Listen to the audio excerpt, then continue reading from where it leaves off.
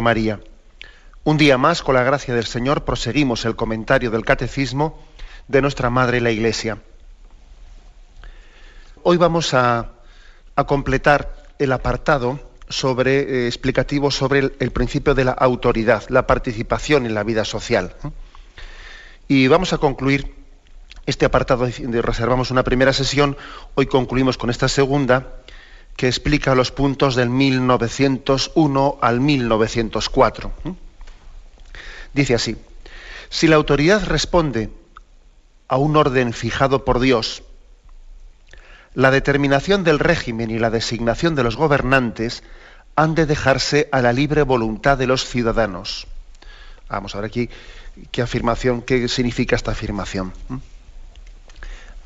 Por una parte, nosotros a los ojos de la fe sabemos que la autoridad, esa potestad que Dios concede a los hombres también de gobernarse, es una autoridad recibida de Dios.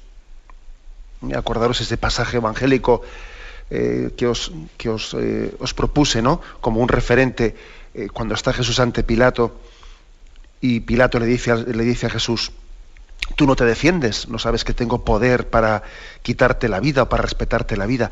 Y Jesús le dice: tú no tendrías ningún poder si no se te hubiese dado de lo alto. O sea, Jesús reconoce que Pilato como gobernante ha recibido, o sea, tiene una autoridad, que es una potestad recibida de Dios. La autoridad humana, la autoridad civil, toda autoridad humana en el fondo está recibida de Dios.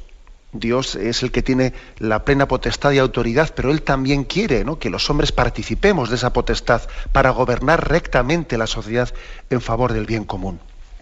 Ahora, dice aquí el Catecismo, sí, la autoridad de los gobernantes ha sido recibida de Dios, pero ojo, dice, la determinación del régimen y la designación de los gobernantes han de fijarse según la libre voluntad de los ciudadanos. La forma concreta en qué régimen es el más correcto para gobernar la sociedad y cuál es el gobierno más adecuado y la forma de elegirlo, etcétera, eso ya deben de ser los ciudadanos los que lo elijan. Aquí, fijaros, hay una distinción clara entre lo que es la Iglesia y cómo se gobierna la Iglesia y lo que es la sociedad civil. Porque también a la Iglesia, lógicamente la autoridad a la Iglesia le viene como una potestad de Dios. Pero es que hay una diferencia, que mientras que la potestad del gobierno de la sociedad civil, Dios da la autoridad, pero no ha dado las formas concretas en las que esa autoridad debe de ser ejercida, con lo cual son los hombres los que tienen que elegir cuál es el régimen más adecuado, cuál es la forma de gobierno más adecuado, cómo elegirla, etcétera, ¿no? Sin embargo, en el seno de la Iglesia, el Señor no únicamente dio la potestad de gobernar la Iglesia, sino que también dio la estructura mínima, por lo menos, de cómo gobernarla. Cuando el Señor dijo: tú eres Pedro, sobre esta piedra edificaré mi Iglesia, y cuando el Señor, al crear la Iglesia, al fundarla, al dar a luz a la Iglesia, que así el Señor la dio a luz, ¿no?, al dar a luz, la dio a luz ya con una estructura de cómo ser gobernada, por lo menos mínima. Luego, lógicamente, hay que desarrollarla, y la Iglesia también puede también adecuar las formas de gobierno de la Iglesia. Pues en muchas cosas se han ido también cambiando, pero hay una estructura mínima, que es la estructura apostólica, que eso la Iglesia no podrá cambiarla, porque fue dada por el Señor. Sin embargo, en la sociedad civil es distinto. En la sociedad civil, a diferencia de la Iglesia, Dios da, lógicamente, nos da al hombre una potestad de poder ejercer el gobierno, de poder ejercer la autoridad, pero en ningún sitio en la Biblia ni en ningún lugar de la revelación Dios ha revelado que la autoridad civil haya que ejercerla a través de la monarquía o de la república o de no sé qué sistema. No, digamos que eso no ha quedado, o sea, no ha formado parte de la revelación, la forma concreta más adecuada en la que las sociedades deben de gobernarse. La potestad está recibida de Dios, pero somos nosotros, como dice aquí la Gaudium et Spes, los que debemos ejercer la libre voluntad buscando el bien común para ver cuál es la forma más adecuada de ejercer esa potestad. Bueno, pues eso yo creo que es importante. Sigue adelante. La diversidad de los regímenes políticos es moralmente admisible, con tal de que promuevan el bien legítimo de la comunidad que los adopta. Los regímenes cuya naturaleza es contraria a la ley natural, al orden público y a los derechos fundamentales de las personas, no pueden realizar el bien común de las naciones en las que se han impuesto. Ojo a esto, ¿eh? Los regímenes cuya naturaleza es contraria al orden, a la ley natural, al orden público, a los derechos fundamentales de las personas, no pueden realizar el bien común de las naciones en las que se han impuesto. Por lo tanto, la doctrina moral de la Iglesia dice, nosotros no hemos recibido una revelación de Dios pues para ver cuál es la forma concreta, cuál es la forma concreta en la que debe de ser gobernada la sociedad, ¿no? Habrá distintas fórmulas. Nosotros no consideramos como de ley divina, de derecho divino, una forma concreta de gobernar la sociedad, pero sí que hay una cosa que está clara, que es que cuando un régimen político pues gobierna o se desarrolla de una forma contraria a la ley natural, al orden público, a los derechos fundamentales de la persona, pierde su legitimidad, porque está utilizando una pretendida potestad dada por Dios al servicio del hombre en contra del hombre. Por cierto que mucho celebrábamos esa gran jornada, ¿no?, de la familia en Madrid, y mucho se está criticando pues unas declaraciones que allí, dentro de la intervención que hizo el cardenal de Valencia, Monseñor García Gasco, ¿no? Y creo que vienen muy adecuadas a este aspecto que hoy el catecismo está explicando, ni más ni menos, porque él insistía que la cultura del laicismo radical es un fraude, es un engaño, y que no construye nada, que solo da desesperanza, la desesperanza por el camino del aborto, del divorcio exprés, etcétera, etcétera.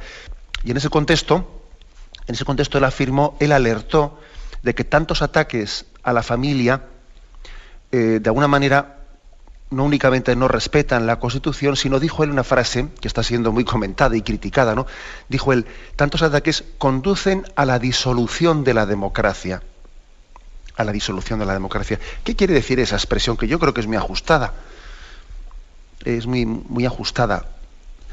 Pues quiere decir lo siguiente, ¿no? Algunos entienden que se piensa, bueno, ¿qué tendrá que ver la democracia? La democracia no se disuelve porque hay unas leyes distintas sobre la familia.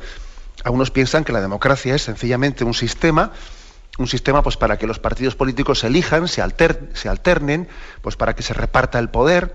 Algunos entienden la democracia como un sistema de gobierno, de repartición de poder, como una especie de cómo encauzar el pluralismo social, ¿no? Cómo encauzar el pluralismo. Y entiende la democracia un reparto de cromos, para entendernos, un reparto de cromos para que entre todos no nos peleemos de cuotas de poder. Y cada uno tiene tantos parlamentarios, etcétera, etcétera. Pero es que, oiga usted, la democracia no es un reparto de cromos, no es un reparto de cuotas de poder.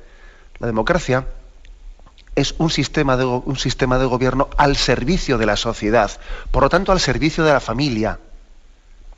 Y la democracia tiene razón de ser en tanto y cuanto se comprenda a sí misma no como un sistema para repartirse el poder, sino como un servicio en favor de la familia, de la persona, del ser humano. Luego un régimen político, una democracia, de alguna manera se disuelve, se está autocorrompiendo cuando deja de estar al servicio de la familia. Porque la familia es anterior a la democracia. La familia precede a la democracia. Y es la democracia la que tiene que servir a la familia. Como decía, ¿no?, pues en una famosa intervención Juan Pablo II, ¿no?, todo por la familia, no a costa de la familia, que es distinto. Y el Papa insistía, todo por la familia, no a costa de la familia. Con lo cual, por mucho que se diga y se critique, yo creo que es una expresión muy adecuada y apropiada y valiente y profética la que el cardenal de Valencia, Monseñor García Gasco, pues ayer, don Agustín, allí dijo públicamente, ¿no? cuando se va por este camino de un laicismo radical y de unas leyes que no respetan, ¿no?, pues la familia como el núcleo, como la célula de la sociedad, se va por un camino que conduce a la disolución de la democracia. Parece que la democracia entonces es un sistema que se está como retroalimentando. La democracia existe sencillamente pues para mantener unos partidos políticos. Oiga, nosotros no queremos una democracia para dar de comer a unos partidos políticos. No, la queremos sencillamente para que esté al servicio del bien común y para que esté al servicio de la familia. Que la familia precede a la democracia. No es sierva de la democracia, más bien tiene que ser servida por la democracia. Bien, vamos a explicar esto un poquito más despacio, pero ahora tenemos un momento de reflexión.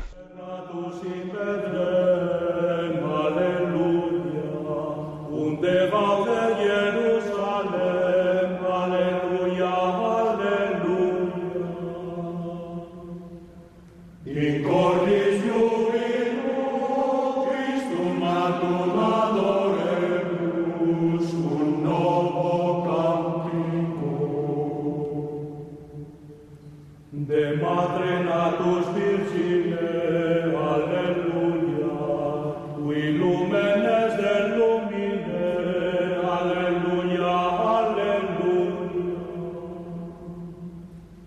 In cordis jubilo, Christum natum adoremus, cum novo cantico. Ut redere nos homines, Alleluia, Deo esibi similes, Alleluia, Alleluia. In cordis jubilo, Christum natum adoremus, cum novo cantico. Continuamos la explicación en el día de hoy.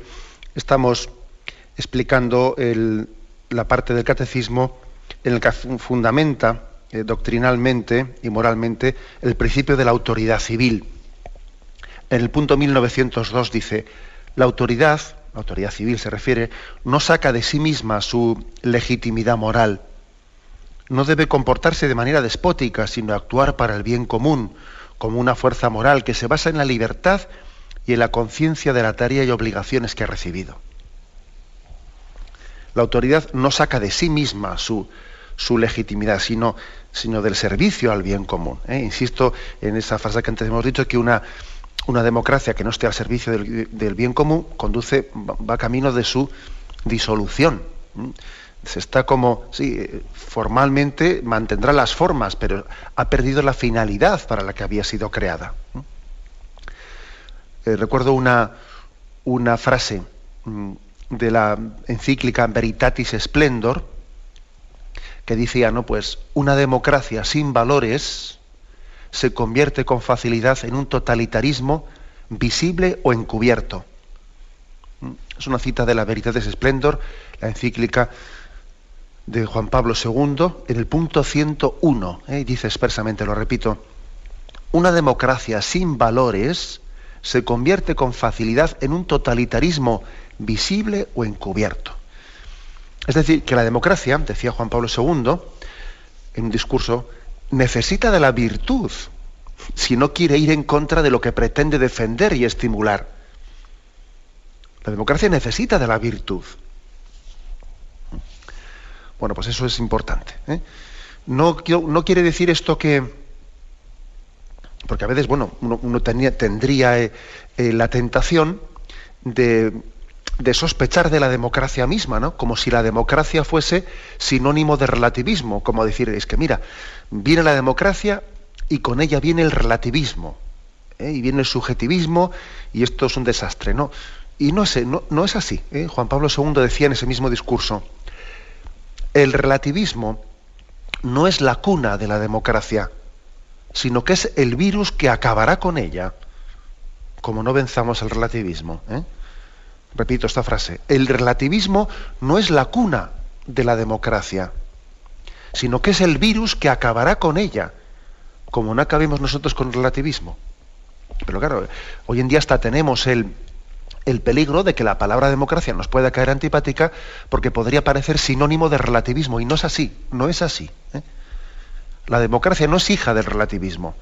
Más bien el relativismo tiende a destruir la democracia y a pervertirla, y, pues porque resulta que en vez de estar la democracia al servicio, ¿no?, al servicio del bien común, bueno, pues está al servicio de sí misma, ¿no?, y de una partitocracia, y de un reparto de cuotas de poder, ¿no?, y de un servirse a sí mismo.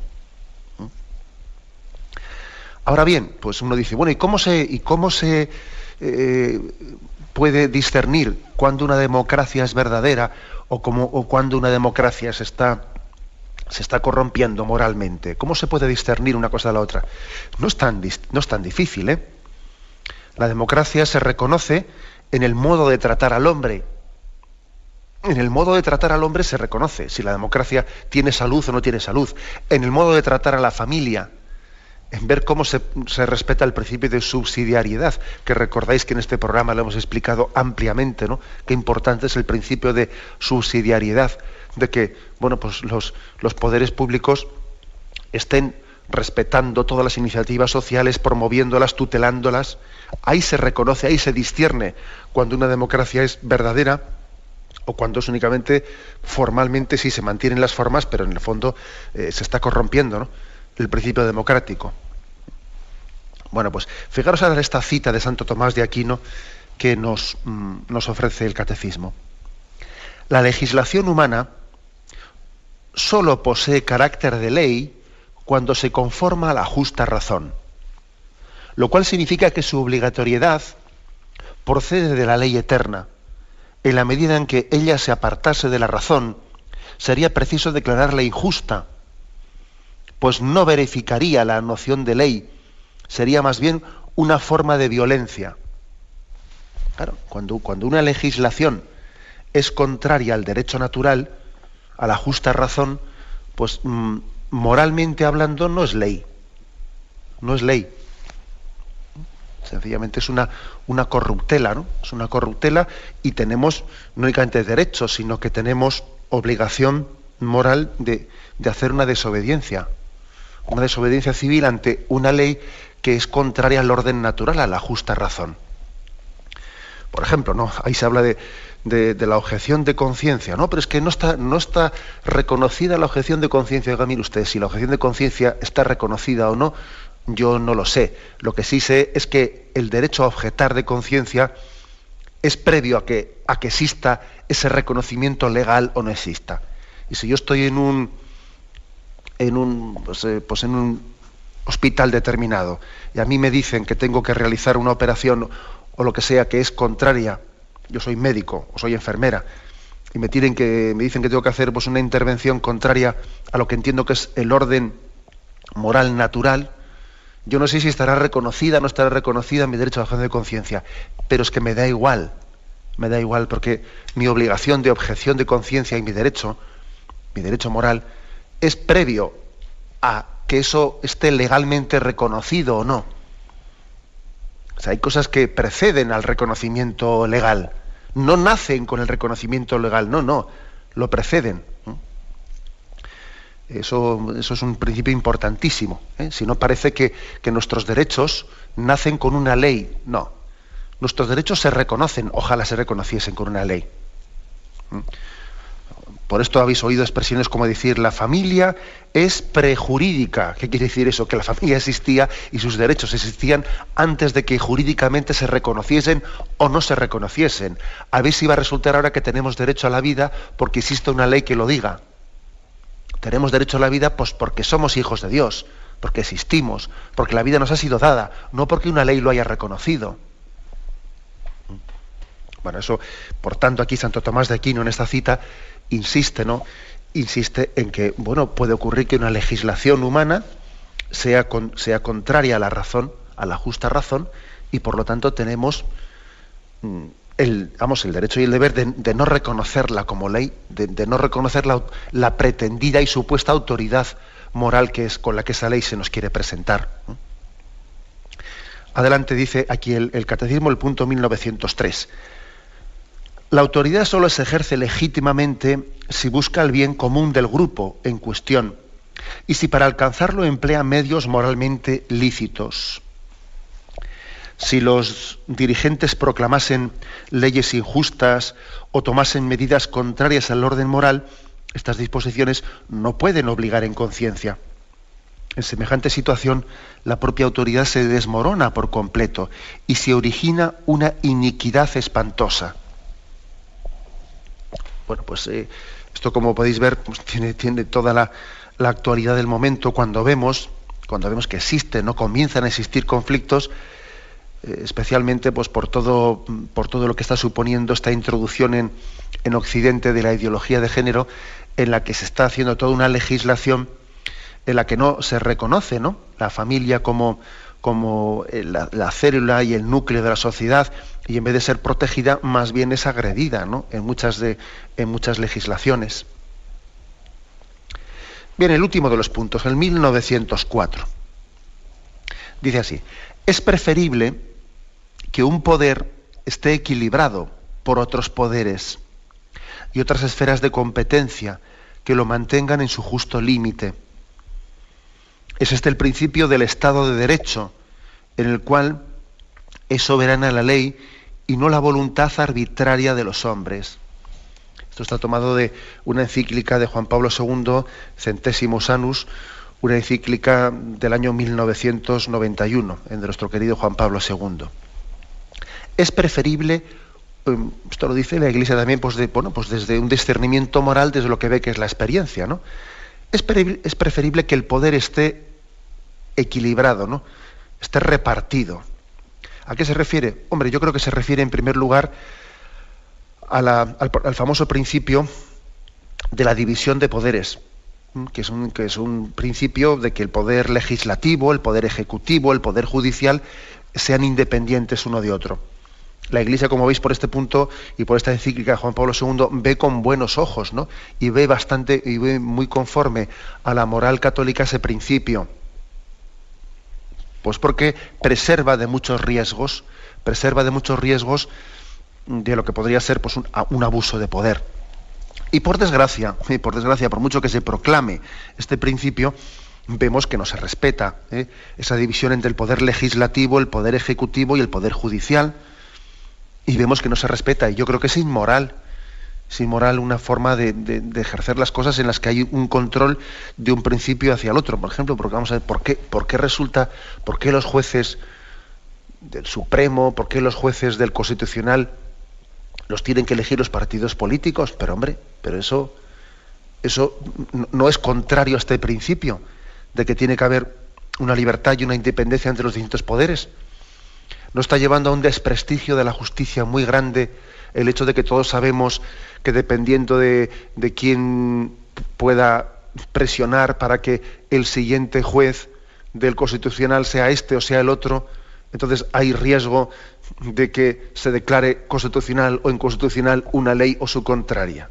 Pero hombre, ¿no sería mucho más equilibrado y mucho más justo que el cargo del Constitucional se acceda a él por unas oposiciones internas y conforme a la estructuración del Poder Judicial, sin que tenga que meter mano y que madrear por ningún lado los partidos políticos?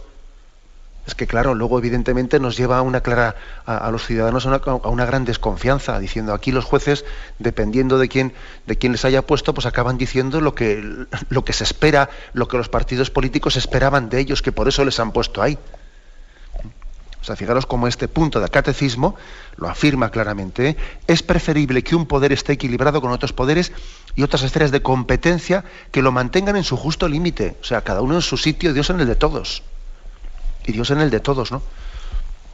Como a veces también vemos que el poder ejecutivo, el gobierno, para seguir gobernando, cambia las leyes para que pueda seguir gobernando. Eso también, ¿cuánto estamos viendo esto en muchos lugares? No hace mucho en Venezuela y en tantos otros lugares. Venga, vamos a hacer aquí un cambio de la Constitución para que yo siga aquí gobernando. Y porque si había allí un límite que decía que tantos años, yo pongo más años.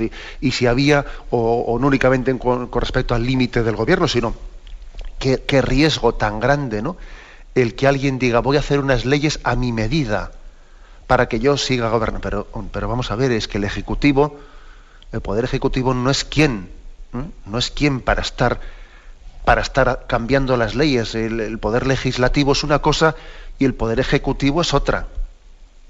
Y si no se mantiene la independencia entre ambas cosas, pues el principio de gobierno, de democracia, se corrompe. Se corrompe. ¿Qué ocurre? Pues que la tentación del poder es muy grande. Hay que ser muy virtuoso para pasar por esas grandes responsabilidades y no quemarse en ellas. Tener autoridad, pues supone ser muy humilde. La verdad es que tenemos que pedir para nuestros gobernantes el don de la humildad. Es que tenía que ser obligatorio, ¿no? Ser humilde para poder ser gobernante. Si no es que no hay nada que hacer. Es un principio básico. Alguno dirá, ¿pero qué cosas está diciendo este hombre?